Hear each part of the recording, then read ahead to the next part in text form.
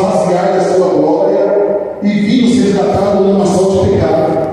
Quando nós olhamos lá no livro de Efésios, capítulo 1, versículo 3, fala que Deus nos abençoou com toda sorte de bênçãos espirituais nas regiões celestiais.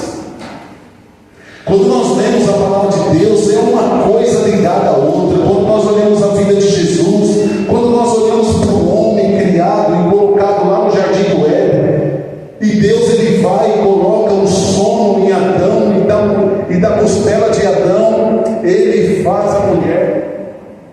Quando nós olhamos a vida de Jesus, ele na cruz do Calvário, o guarda vai e fura a costela dele, e ali faz a água e sangue, o sangue que purifica e a água que lava. Como as coisas são ligadas uma à outra quando nós olhamos para o Evangelho de Jesus. Como nós, como igreja, somos dependentes do Senhor, como nós fomos criados para Ele, como nós nascemos dele, como nós vamos voltar para Ele, como Ele nos predestinou a Ele, nos elegeu a Ele, porque dele, por Ele, para Ele são todas as coisas. E quando nós olhamos para o homem pecador, como nós estávamos condenados, desligados de Deus, éramos inimigos de Deus, por causa do pecado. E agora, por causa de Cristo, nós somos amigos do Senhor. Hoje pela manhã, na escola bíblica dominical, estava sendo ministrado pela nossa irmã Nicoline a respeito do pecado. E como nós, como igreja, estamos despreparados para receber o pecador. Se olharmos ao longo da história, a igreja já feriu muitas pessoas, porque nós temos a mania, a hipocrisia de classificar pecados. Nós achamos que o pecado que o irmão cometeu é muito pior do que o nosso, sendo que a palavra de Deus diz que tudo isso é obra da carne. Tudo isso faz com que nós venhamos ser afastados dos caminhos do Senhor. E tudo que nós louvamos nessa noite, tudo que Jesus é nas nossas vidas, irmãos, nós precisamos nos arrepender dos maus caminhos. Quando nós olhamos para a palavra de Deus, não tem como dizer outra coisa. Às vezes eu tenho uma impressão que nós temos que desmistificar algumas coisas na vida do cristão, por causa de falsos evangelhos que estão sendo pregados por aí. O evangelho de Jesus é resgatar o pecador do lamaçal de pecado. E o que eu quero compartilhar com os irmãos nessa noite é que Jesus é o amigo dos pecadores.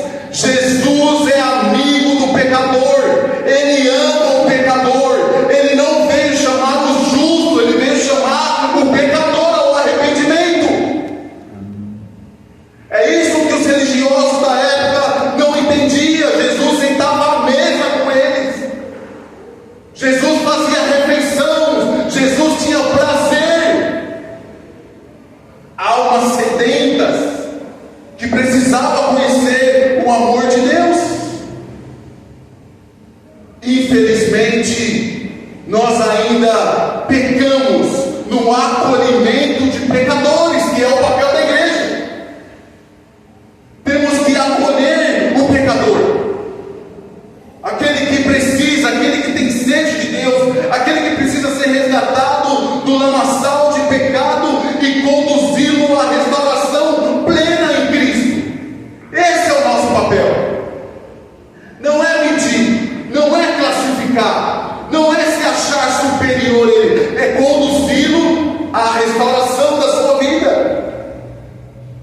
Precisamos, irmãos, como liderança de uma igreja, dar um direcionamento ao pecador. O pecador que se encontra aprisionado em sua dupla vida, em sua infidelidade, por ele não experimentar a plenitude libertadora que há em Cristo. Como é bom ser liberto das garras do inferno!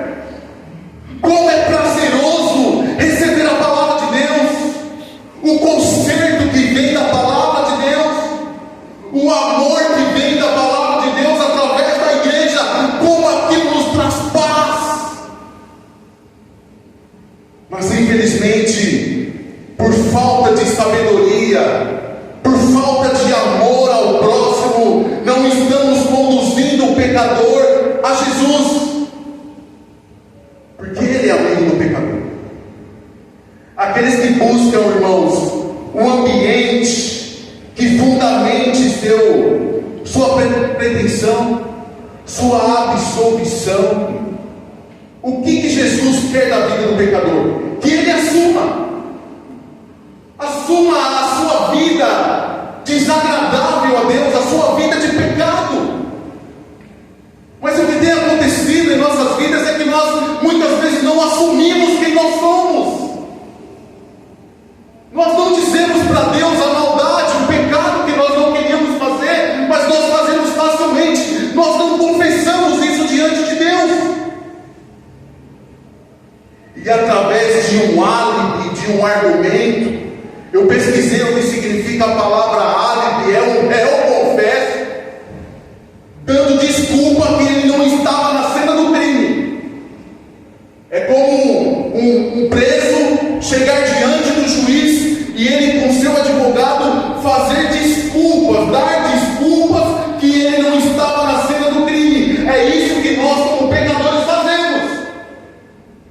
Nós temos uma vida de pecado, andamos em desagrado ao coração de Deus e damos desculpas, temos álibi.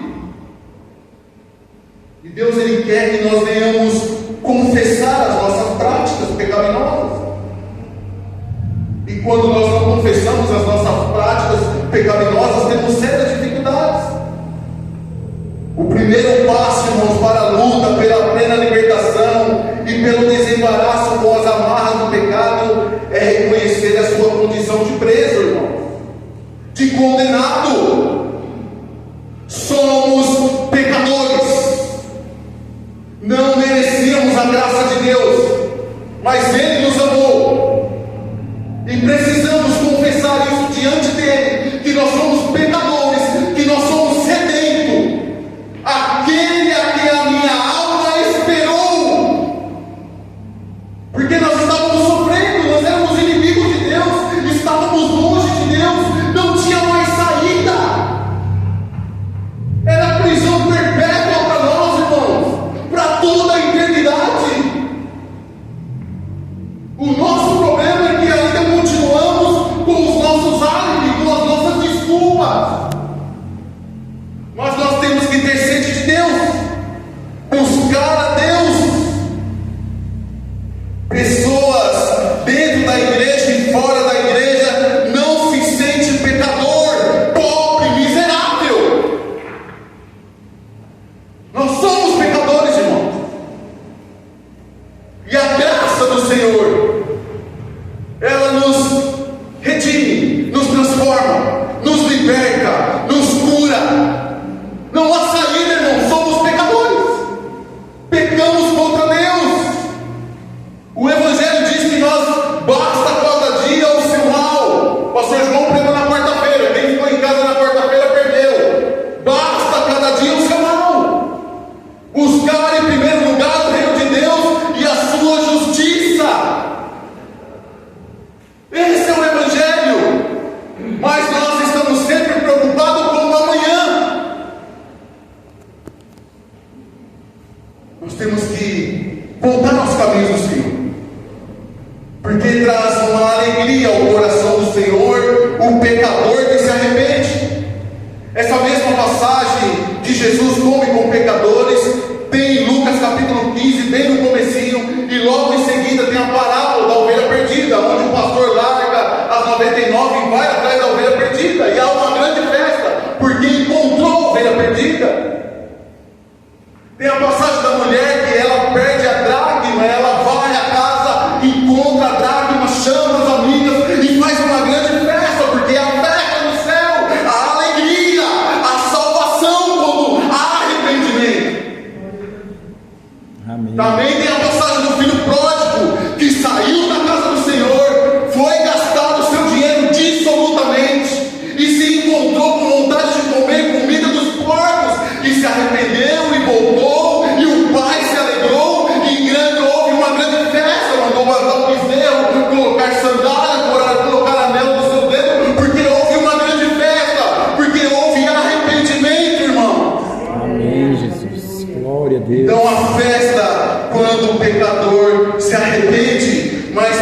precisa ter confissão. Precisa acontecer em nossas vidas como aconteceu na vida do filho pródigo. Os jornaleiros do meu pai têm do bom e do melhor.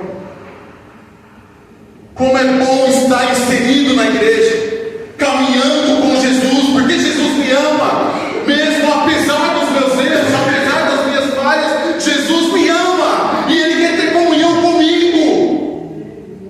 Amém, Jesus. Ele quer salvar a nossa família, irmãos. Nós precisamos nos entregar de verdade ao Senhor. Precisamos também, irmãos, crer que se a ação do Filho de Deus não ajuda, e se a condenação do pecado não for combatida pela justificação do seu precioso sangue, nenhuma outra força do céu ou da terra irá te salvar. É o sangue de Jesus, é o ato de Jesus na cruz do Calvário que salva o pecador. Esse é o cerne do Evangelho. Amém. A morte e a ressurreição de Cristo. Se você não crê nisso, nada vai te salvar, nada vai te livrar da condenação eterna. O pensamento, irmãos, de algumas teologia liberal, ele nega a encarnação de Cristo. O que é teologia liberal, pastor? Teologia liberal é coisas que vêm da Europa, dos Estados Unidos, e tudo que é lixo, movimentação, cair para trás, teologia liberal, vem parar no Brasil. Parece que o Brasil é a curva do rio. O que não presta do cristianismo para no Brasil, e nós abraçamos. Teologia liberal, a primeira coisa, uma das coisas mais fortes, eles não creem na encarnação, na morte e na ressurreição de Cristo. Não precisa desse ato de Jesus, nós já estamos salvos. E isso vem da faculdade para dentro da igreja, dentro de igrejas pequenas e as super igrejas gospel. Tem muitas pessoas com esse pensamento liberal, pessoas que dizem que precisa escrever a Bíblia novamente porque contém erros. A teologia liberal diz que os milagres de Jesus é mentira, não são verdadeiros. Essa é a teologia liberal. Uma das coisas que tem esfriado a igreja, matado a igreja, desviado o povo de Deus. Por quê? Porque não lemos a Bíblia, porque a fé vem pelo ouvir e ouvir a palavra de Deus.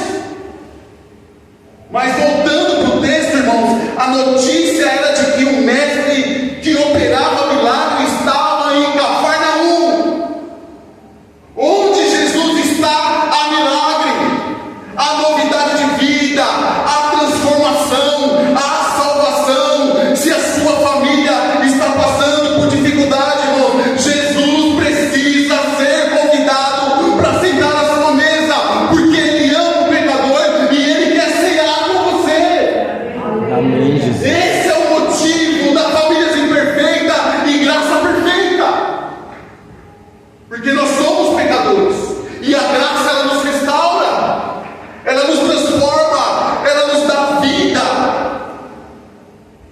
Todos desejavam vê-lo curar os enfermos e expulsar demônios. A multidão ajuntava-se à porta.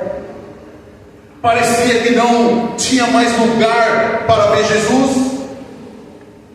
Se tivessem se mostrado interessados na mensagem do Evangelho, irmãos, essas multidões teriam sido um estímulo para Jesus.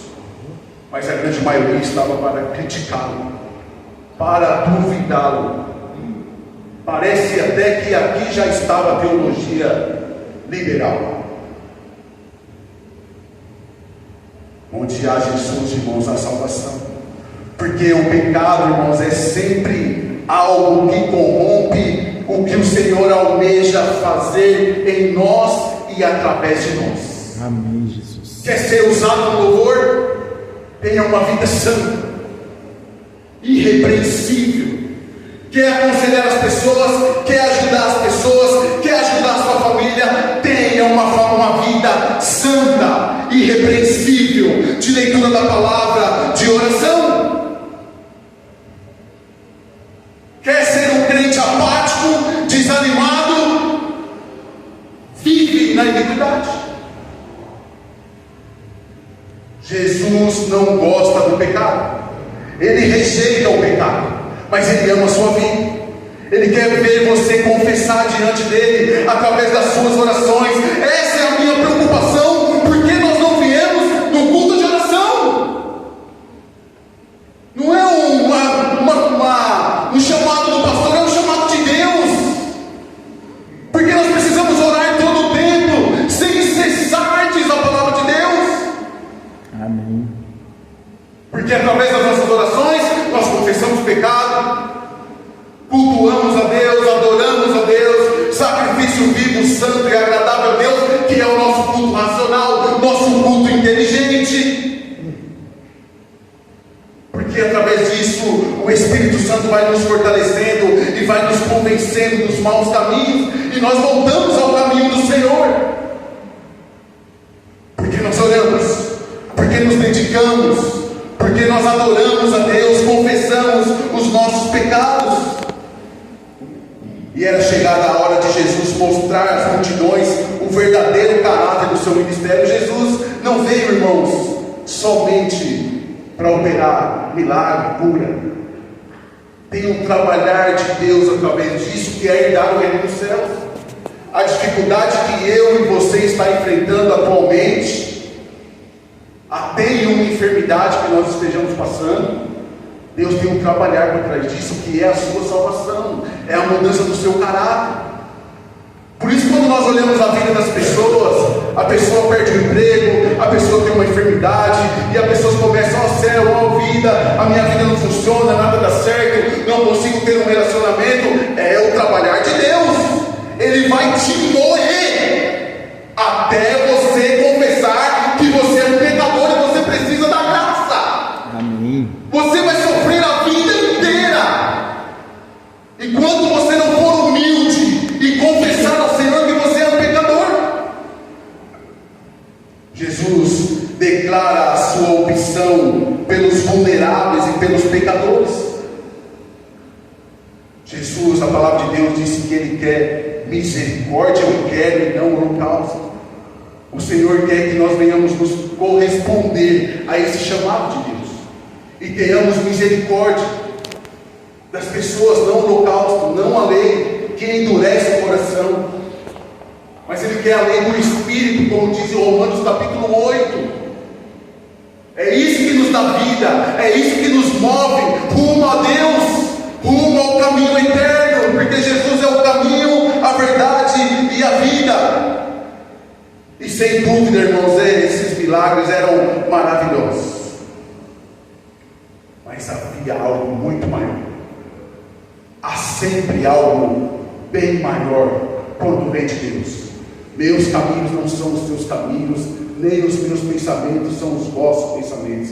Eu é que tenho o pensamento que tenho a vosso respeito, pensamento de paz.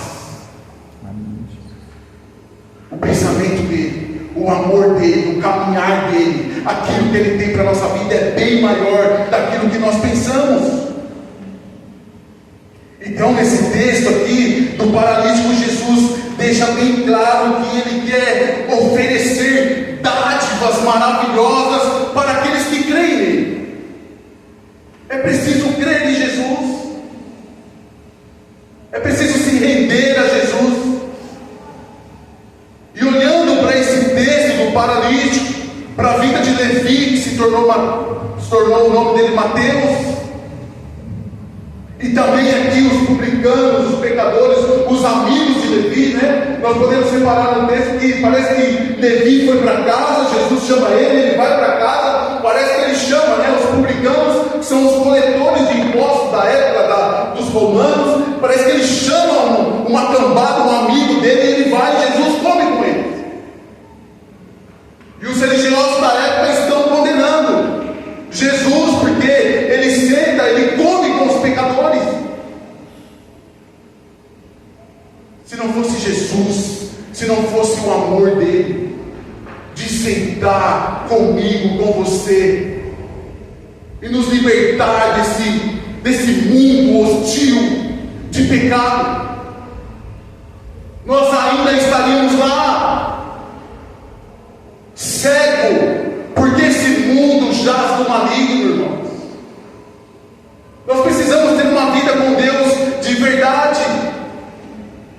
Nós não sabemos bem ao certo desse acontecimento, se ocorreu na própria casa de Jesus ou na casa de Pedro, quando desce o paralítico do teto. No Evangelho de Lucas parece que fala que é telha. Aqui Marcos ele usa uma outra palavra que agora fugiu o nome, mas é como se fosse um terraço de árvore, de barro cozido ao sol, diz os estudiosos, e eles abrem um buraco, os 4 amigos, e desce o amigo paralítico. Uma vez que a hospitalidade é uma das regras fundamentais da sociedade do Oriente, irmãos, o povo de Cafarnaum não esperou por um convite. Se a nossa igreja fosse assim, irmãos, se eu fosse assim, tivesse um culto numa casa e não caber, experimentei um pouquinho isso na casa do irmão Chagas, mas porque a sala dele, o sofá ocupa uma boa parte, tinha irmão fora da janela. Imagina Jesus, as pessoas com sede de Jesus, tudo que nós louvamos nessa noite. A minha alma tinha sede de ti. Que louvor forte, irmãos. Sede de Jesus. Nós precisamos amar a Deus acima de todas as coisas e amar ao próximo como a nós mesmos, irmão. Cafarnaum estava um reboliço por causa de Jesus. E há um esfriamento tão grande na igreja do Senhor, parece que aonde Jesus está, nós vamos na contramão. Nós não estamos querendo mais saber de Jesus. A sua igreja, a noiva, na Bíblia também tem essa comparação de Jesus é o noivo, a igreja é a noiva. Quando nós confessamos Ele, nos tornamos a noiva e vamos casar com Ele, e vamos herdar o reino dos céus. Temos que estar atento aonde Jesus está. Amém, Jesus. E Jesus, irmãos, esse ano Ele precisa entrar na nossa casa. Amém. Nós precisamos fazer esse convite, confessar os pecados da nossa família, para que Jesus venha comer conosco em nossa mesa. E lá haverá paz, haverá regozijo, haverá união, haverá alegria. E quando não nos posicionar, Jesus vai ficar para o lado de fora, e na nossa casa vai haver contenda, vai haver divisão, as pessoas não sentam mais na mesa, as pessoas não conversam mais. É isso que tem acontecido em nossa casa pela falta da presença de Jesus. Aí é pastor que comete adultério, é pastor que larga da esposa, é pastor que larga da esposa e volta com outra esposa para a mesma igreja, e a igreja tem que engolir. Essa é a igreja de hoje, sem santidade, sem honestidade, sem respeito, e acha que é salvo. Nós precisamos confessar ao Senhor. Seja como for, os amigos estavam dispostos a gastar a energia necessária para ajudar um amigo. Irmãos, que amigos maravilhosos, irmãos. Eles estavam dispostos a levar esse homem paralítico até Jesus. A casa está lotada, espera aí. Diz os estudiosos que a casa da época, não sei se os irmãos já viram, tem uma casa que é no nível da rua, o telhado. Os estudiosos, eu vi um livro na minha casa, um comentário bíblico, fala que a casa era desse jeito. Então eles subiram, desmontaram a telha, como diz Lucas, ou tiraram um quadrado que era feito de árvore e barro cozido, desceram o paralítico a Jesus. É o que nós precisamos fazer pela nossa família. Só que nem nós nos comportamos bem, nem a gente dá um bom testemunho, nem nós temos sede de Jesus. Automaticamente não conseguimos levar a nossa família. É claro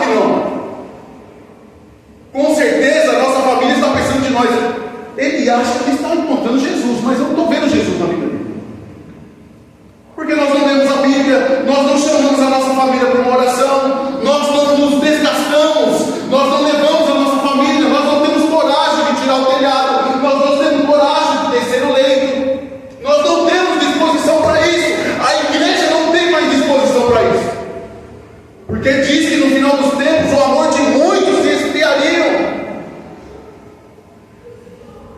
Amém, Jesus.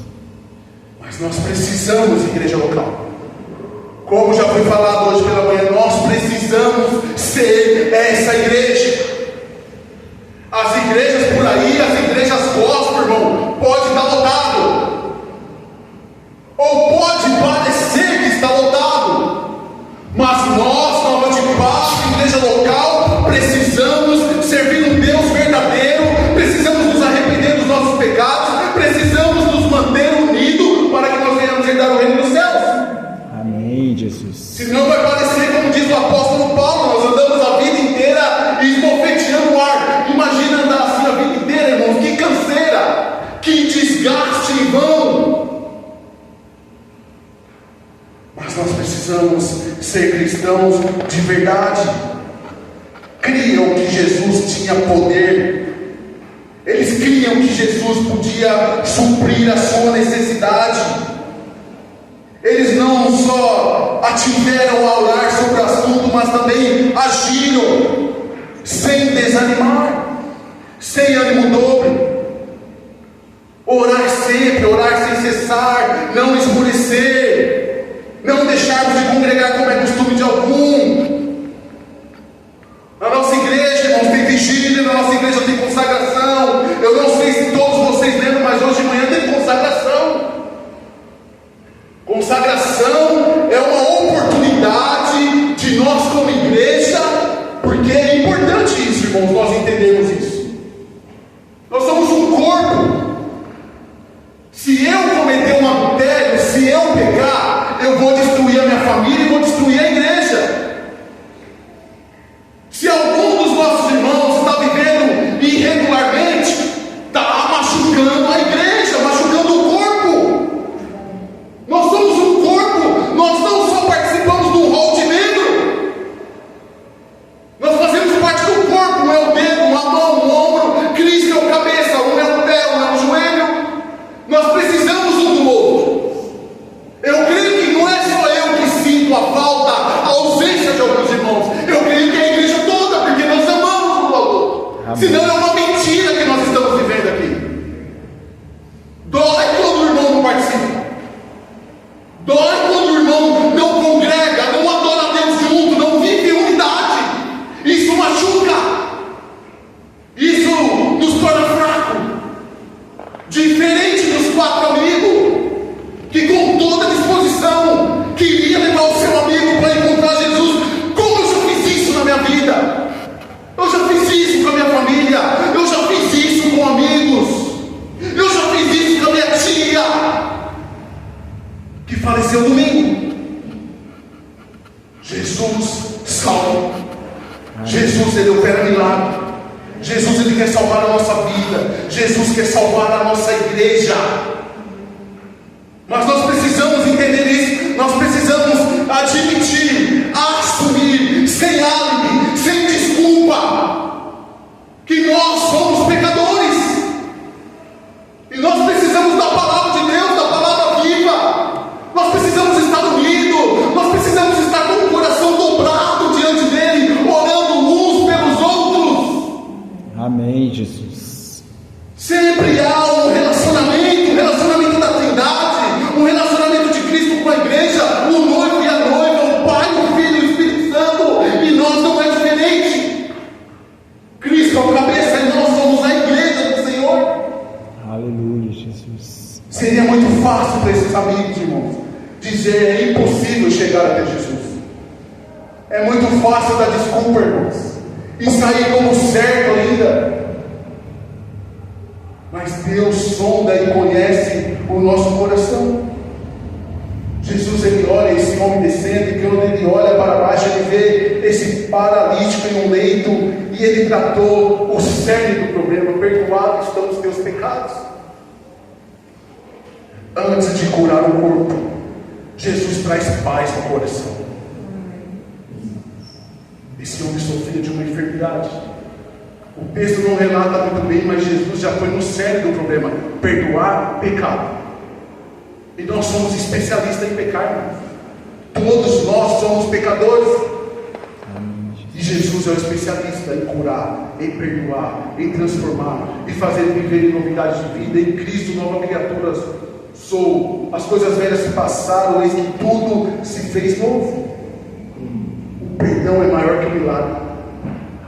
Você está com uma enfermidade, está precisando de emprego, a salvação, a cura da alma é muito mais importante do que essas coisas. Amém. Porque nós temos que ter sede verdadeira de herdar o reino dos céus. Nós temos que viver novamente como Jesus vai voltar hoje. Mas o problema é que nós sempre pensamos no amanhã. Sempre estamos fazendo plano. Sempre dá tempo. Sempre tem uma desculpa. Vou falar uma heresia que parece que até foi o diabo que criou o amanhã.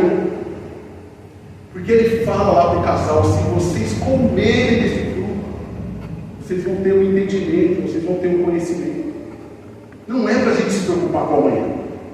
Não é para mim se preocupar com o amanhã. Deus fala que é para se preocupar com o dia de hoje. Basta cada dia o seu mal. Temos que renovar as nossas forças. Gostaria de compartilhar um pouquinho com os irmãos sobre o pecado da pornografia. Porque, infelizmente, nós classificamos o pecado. E um pecado voltado para o lado da sexualidade é sempre mais forte, né? Eu falo mal do meu irmão, eu odeio meu irmão, mas alguma pessoa que curte pornografia ou é homossexual, nós como igreja não quer nem conversa. Nós achamos que nós somos certos. A igreja sempre achou que foi certo. Hipocrisia, farisaísmo, sepulcro caiado. A repercussão dos pecados sexuais é inexplicavelmente superior a qualquer outro para a igreja. Tudo isso por conta da nossa hipocrisia de classificar pecado. Aos olhos de Deus, lembrando, é tudo obra da carne. A pornografia é de fato, irmãos, uma espécie de fuga da realidade. A oportunidade de ver e admirar pessoas que possivelmente não estão acessíveis a nós. A pornografia, irmãos, é uma epidemia que tem dizimado casamento, escravizado jovem, adulto, poluído mente, causado disfunções de toda sorte em homens e mulheres. Agora eu gostaria nessa noite de deixar algumas dicas, irmãos. Não sei se os irmãos entenderam, eu estou dando o exemplo da pornografia, mas é o pecado, é obra da carne. Às vezes você tem um hábito, eu tenho um hábito, eu acho que eu não cometo pecado, eu quero ver o fim do meu irmão, mas eu sou santo. Às vezes eu me acho assim. Mas vamos continuar falando dos pecadores aqui da pornografia. Primeiro, irmãos, primeira dica: reconheça em primeiro lugar a sua condição. Você nunca lidará com isso de forma correta se não admitir isso para si mesmo. Então, o homem ou a mulher que curte pornografia, você precisa assumir por si mesmo, para você mesmo, que você está perdido. Amém. Que isso que você faz é nojento, não agrada a Deus. Isso desagrada a Deus. Isso é horrível a Deus. Isso é um pecado enorme contra Deus. E ainda mais nós, como igreja, estamos pecando na nossa vida, no nosso ministério. Então o primeiro passo é reconhecer. Vocês sabem, irmãos, por quê? Vamos falar de mim. Você sabe por que às vezes eu paro de comer pão, né? Às vezes eu estou tomando refrigerante, aí do nada eu apareço, os irmãos brincam comigo: pô, pastor, não está tomando refrigerante não? Aí eu estou tentando, né? Por quê? Porque eu reconheço que eu estou fora de forma. Então isso é importante na vida do pecador. Ele precisa assumir que ele está fora da presença de Deus, ele está longe de Deus. 190 anos de igreja, mas está longe de Deus. É pecador, então assumir isso é muito importante. Então, comece a comparar-nos, a somar o tempo que você passa na pornografia e começa a somar o tempo que você passa orando, frequentando a igreja. Faça uma conta rápida e admita que você está trancafiado no pecado. Você está trancado, irmãos. Todos nós que estamos em uma iniquidade, hoje vai até as 10, irmãos, tem bastante coisa aqui. Nós que estamos na iniquidade, no pecado, soma, irmãos, o tempo. Você que está com problema no casamento, você que está com problema no noivado, você acha que está tudo bem, mas então vamos embora. Soma o tempo que você comete pecado, o tempo que você grita, o tempo que você olha pornografia. Soma, depois embaixo você soma o tempo que você passa dentro da igreja, o tempo que você passa orando, o tempo que você passa jejuando. Faz uma soma rápido, logo vamos perceber que nós estamos perdidos. Nós estamos longe de Deus. E depois de você perceber isso e assumir isso, esse pecado, sozinho você não vai conseguir sair dessa, irmãos. Então você avança para o próximo passo. Confesse. Assumiu? Estou em pecado, não estou legal no meu relacionamento dentro da minha casa, eu não honro meus pais, eu acho que eu honro meus pais, mas eu não honro. Você assumiu isso, você foi humilde para assumir isso, confesse a Deus. Nesse momento aqui você vai precisar ser forte. Nós precisaremos ser muito fortes, meu irmão.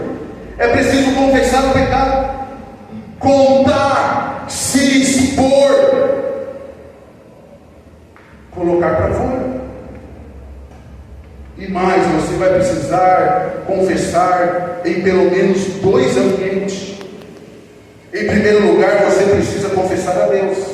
1 João 9: se confessarmos os nossos pecados, Ele é fiel e justo para nos perdoar os pecados e nos purificar de toda injustiça. Você jamais, irmão, será perdoado e jamais se perdoará sem confissão e arrependimento. Você vai levar esse fardo pesado por toda a sua vida.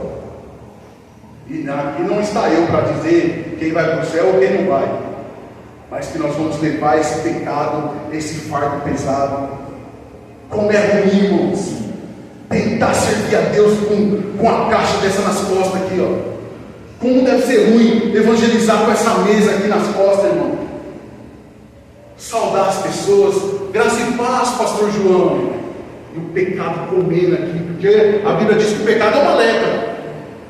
Nós queremos cantar, pregar na igreja, mas o pecado está matando, corroendo a nossa vida aqui por dentro. Quando nós olhamos para o Salmo 32, ele expressa como é satisfeito aquele cujo pecado é perdoado, mas também como se secam os ossos daquele que se esconde as suas falhas. E embora perdoado, irmãos, estamos caminhando para o fim. A raiz do pecado e a força da tentação ainda permanece de maneira violenta aqui dentro. Então nós cometemos pecado, confessamos a Deus, aquele negócio bem forte, né? Eu cometi um adultério, né? Comecei a flertar com uma pessoa do meu trabalho lá, comecei a dar presentinho, um sorrisinho, né? Meu casamento não está legal, e aí vai. Chega o pecado em nossas vidas, e nós assumimos e confessamos, mas ainda nós não estamos livres. Tiago 5,16: confessai, pois, os vossos pecados uns aos outros, e orai uns pelos outros, para seres curados. Muito pode, por sua eficácia, a súplica de um justo. Amém, Jesus. Pois é, meu irmão, você não será curado enquanto não dividir esse problema com outra pessoa. E é isso, pastor, que eu quero ser, irmãos. Eu quero, irmãos, eu falei hoje pela manhã e vou repetir. Eu quero que vocês olhem por mim e me dá a oportunidade de vocês estarem com um problema e falar: eu preciso conversar com o pastor Rodrigo. Porque o pastor Rodrigo, ele não vai me dar outro fardo pesado. O pastor Rodrigo, ele não vai me ofender, ele não vai me machucar, ele vai me aconselhar, ele vai ter uma palavra. Eu vou confessar esse meu pecado para ele. Eu quero ser essa igreja, irmãos, de verdade diante de Deus. Amém, Jesus. Eu quero cuidar de vocês dessa forma. Eu tenho compartilhado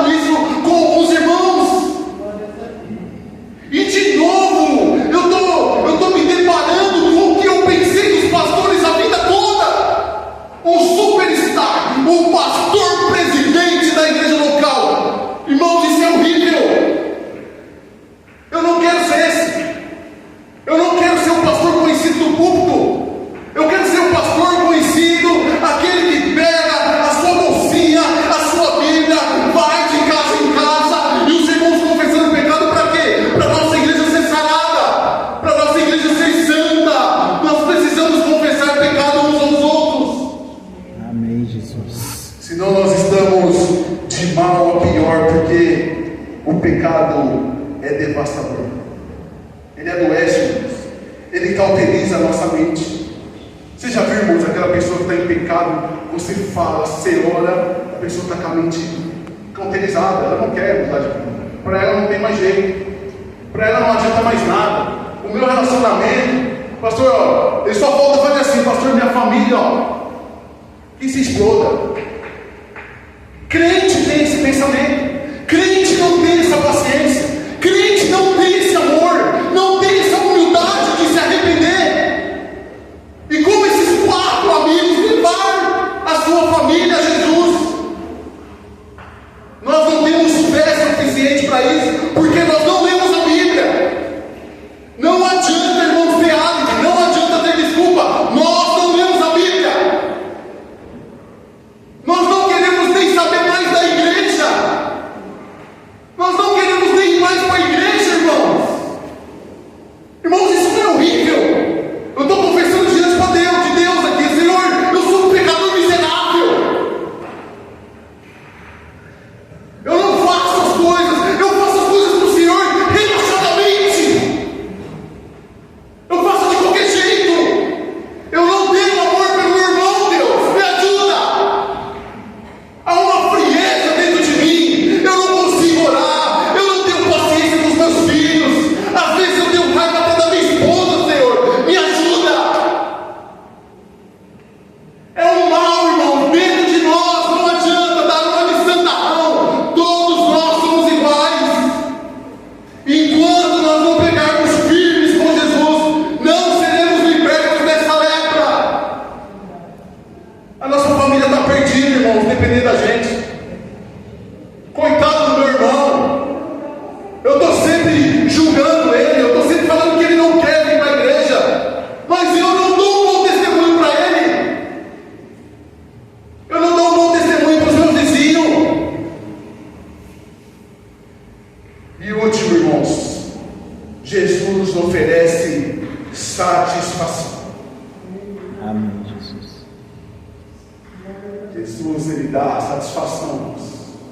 Quando nós temos um encontro verdadeiro, quando nós confessamos, recebemos perdão, quando nós dizemos para a igreja quem nós verdadeiramente somos, por que nós não queremos sair da igreja, por que nós fazemos a obra relaxadamente, ou pastor, é porque eu estou com dificuldade, é porque, pastor, aconteceu isso na minha vida, aconteceu isso na minha família, as coisas vão fluir, porque o mundo é insatisfeito. As pessoas da mídia, jogador de futebol é insatisfeito, pessoas da televisão é insatisfeito, mas o que dói é que o cristão também é insatisfeito, porque nós não temos uma satisfação em Cristo, nós não temos sede de Deus, então a nossa vida vai sendo dessa forma, uma vida doente, irmãos, uma vida longe do Senhor. Nós precisamos ler a Bíblia, precisamos sorrir, precisamos ter comunhão. Essa é a igreja.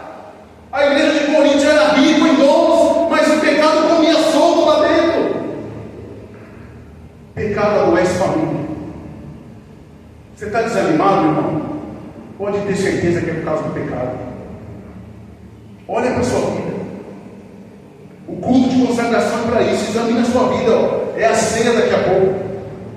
Se arrepende dos seus maus caminhos, participa do pão, em memória de que tudo que Jesus fez, do que a teologia liberal fala, que não existiu essa morte e a ressurreição de Cristo. Existiu. Olha em 1 Coríntios capítulo 11, versículo 23. Pega o pão, parte o pão, fazei isso em memória de mim, semelhante modo, pega também o vinho. Irmão, se reflita sobre a sua vida. E eu gostaria de encerrar, pedir para vocês cantarem alguns minutinhos, pedir ajuda do louvor. Em cima disso de satisfação, dai-me de beber, pois tenho sede. Esse louvor que nós cantamos aí. Põe a letra aí. Vamos ficar de pé?